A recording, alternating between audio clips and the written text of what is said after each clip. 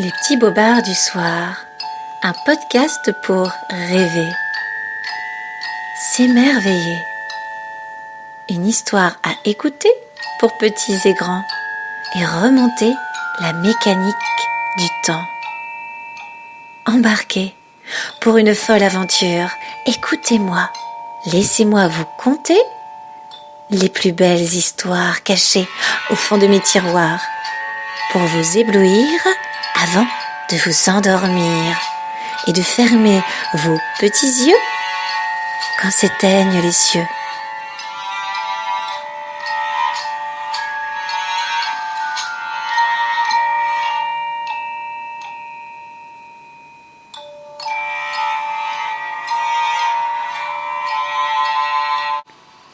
Alice au pays des merveilles. Une histoire de Lewis Carroll, chapitre 3. Une course au caucus et une longue histoire. Étrange troupe en vérité que celle qui s'assembla sur la rive. Oiseaux aux plumes mouillées, animaux dont la fourrure collée au corps, tous trempés comme des soupes, mal à l'aise et de mauvaise humeur.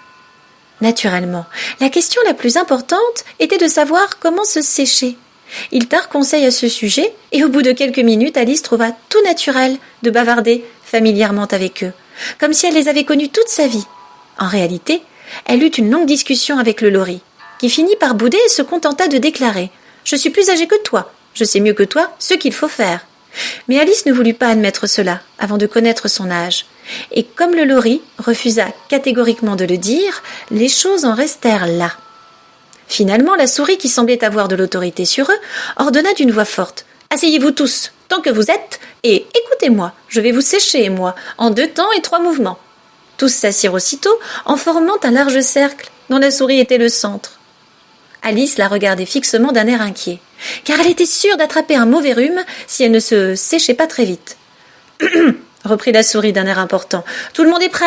Voici la chose la plus aride que je connaisse. Faites silence, s'il vous plaît. » Guillaume le Conquérant, à la cause duquel le pape était favorable, reçut bientôt la soumission des Anglais qui avaient besoin de chefs et qui étaient habitués depuis quelque temps à l'usurpation et à la conquête. Edwin et Morcar, comtes de Mercie et de Northumbrie. « Pouah !» s'exclama le lori en frissonnant. « Je te demande pardon ?» dit la souris très poliment, mais en fronçant le sourcil. « Tu as dit quelque chose ?»« Cela n'est pas moi » répliqua vivement le lori. Ah, j'avais cru t'entendre parler. Je continue. Edwin et Morcar, comtes de Mercie et de Northumbrie, se déclarèrent pour lui. Et Stigand, lui-même archevêque de Canterbury, bien connu pour son patriotisme, trouvant cela opportun. Trouvant quoi? Demanda le canard. Trouvant cela, répondit la souris d'un ton plutôt maussade. Je suppose que tu sais ce que cela veut dire. Je sais ce que cela veut dire quand c'est moi qui le trouve, rétorqua le canard. C'est généralement une grenouille ou un ver. La question est de savoir ce que trouva l'archevêque. La souris fit semblant de ne pas avoir entendu cette question et continua vivement. Trouvant cela opportun, accompagna Edgar Atheling à la rencontre de Guillaume pour offrir la couronne à ce dernier. Tout d'abord, l'attitude de Guillaume fut raisonnable, mais l'insolence de ces Normands... « Comment te sens-tu à présent, ma petite ?» dit-elle en se tournant vers Alice. « Plus mouillée que jamais, » répondit la fillette d'une voix mélancolique. « Cela n'a pas l'air de me sécher le moins du monde. »« Dans ce cas, » déclara solennellement le dodo en se levant, « je propose que la réunion soit remise à une date ultérieure et que nous adoptions sans plus tarder des mesures plus énergiques, qui soient de nature à... »« Parle plus simplement !» s'exclama l'aiglon. « Je ne comprends pas la moitié de ces grands mots, et par-dessus le marché, je crois que tu ne comprends pas toi-même non plus. » Sur ces mots, il baissa la tête pour dissimuler un sourire. On entendit nettement quelques oiseaux ricaner. « Ce que j'allais dire, » reprit le dodo d'un ton vexé, « c'est que la meilleure chose pour nous sécher serait une course au caucus. »« Qu'est-ce que c'est qu'une course au caucus ?» demanda Alice. Non pas qu'elle tint beaucoup à le savoir, mais le dodo s'était tu, comme s'il estimait que quelqu'un devait prendre la parole, et personne n'avait l'air de vouloir parler. « Ma foi, » répondit-il, « la meilleure façon d'expliquer ce qu'est une course au caucus, c'est de la faire. Et comme vous pourriez avoir envie d'essayer vous-même un jour d'hiver, je vais vous raconter comment le dodo procéda. D'abord, il traça les limites d'une piste de course à peu près circulaire. Puis tous les membres du groupe se placèrent le long de la piste au petit bonheur. Il n'y eut pas de « 1, 2, 3, partez !» Chacun se mit à courir quand il lui plut et s'arrêta de même, si bien qu'il fut assez difficile de savoir à quel moment la course était terminée.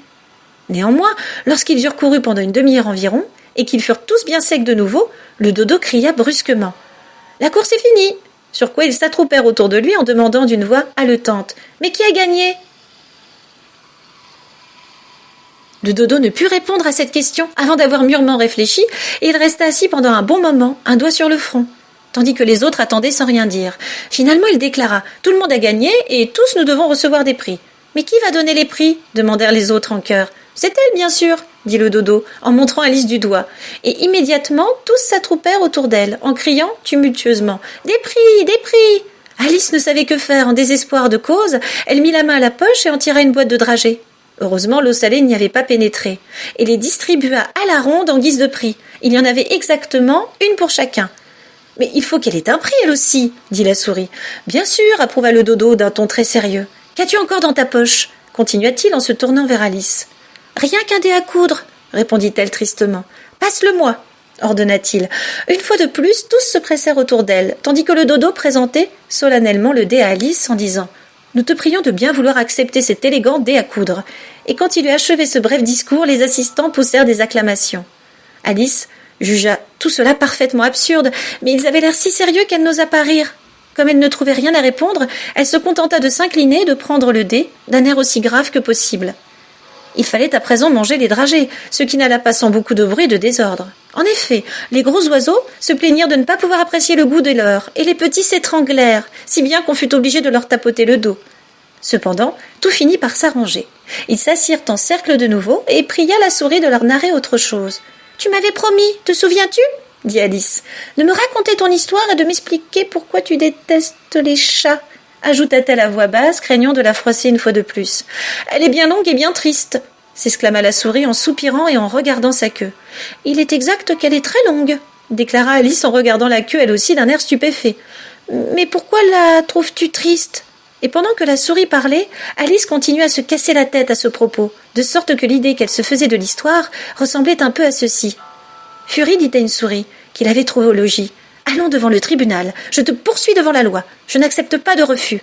Il faut que ce procès ait lieu, car ce matin, en vérité, je n'ai rien à faire de mieux. » La souris répond au roquet. « Mon cher monsieur, un tel procès, sans jury et sans juge, ne se peut pas, je le crains fort. »« Je serai juge, je serai juré, » répondit le rusé Fury. « C'est moi qui rendrai le verdict et te condamnerai à mort. »« Tu n'écoutes pas, » reprocha à Alice la souris d'un ton sévère. « À quoi penses-tu donc ?»« Je te demande pardon, » dit Alice très humblement. « Tu en es arrivé à la 5e courbe, n'est-ce pas ?»« Mais pas du tout, » s'exclama la souris d'un ton furieux. « Je n'étais pas encore au nœud de mon histoire. Il y a donc un nœud quelque part ?»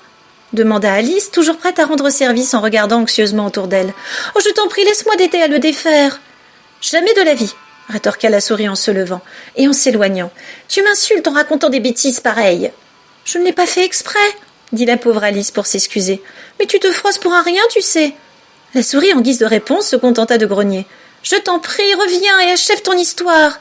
s'écria Alice, et puis tous les autres s'exclamèrent en chœur. « Oui, nous t'en prions !» Mais la souris se contenta de hocher la tête avec impatience en s'éloignant un peu plus. « Quel dommage qu'elle n'ait pas voulu rester !» déclara le lori en soupirant, aussitôt qu'elle eut disparu. Et une vieille mère crabe profita de l'occasion pour dire à sa fille. « Ah, ma chérie, que ceci te serve de leçon et t'apprenne à ne jamais te mettre en colère. »« Tais-toi, maman !» répondit la petite d'un ton acariâtre. « Ma parole, tu ferais perdre patience à une huître. »« Ce que je voudrais avoir notre Dinah avec moi !» s'exclama Alice à haute voix, mais sans s'adresser à personne en particulier. Elle aurait vite fait de la ramener. « Et qui est Dinah, si je puis me permettre de poser cette question ?» demanda le lori. Alice répondit avec empressement, car elle était toujours prête à parler de son animal favori. « Dinah est notre petite chatte, elle n'a pas sa pareille pour attraper les souris. Tu ne peux pas t'en faire une idée, et je voudrais que tu la voies. Quand elle chasse les oiseaux, elle avale un petit oiseau en un rien de temps. » Ces paroles causèrent une grande sensation dans l'assistance. Quelques oiseaux s'envolèrent sans plus attendre. Une vieille pie commença à s'emmitoufler très soigneusement en marmonnant. « Il faut absolument que je rentre, l'air de la nuit me fait mal à la gorge. » Et un canari cria à ses enfants d'une voix tremblante. « Partons, mes chéris, vous devriez être au lit depuis longtemps déjà. » Sous des prétextes divers, tous s'éloignèrent et bientôt Alice se trouva toute seule. « Ce que je regrette d'avoir parlé de Dinah, » se dit-elle d'une voix mélancolique. « Personne ici n'a l'air de l'aimer, pourtant je suis sûre que c'est la meilleure chatte du monde.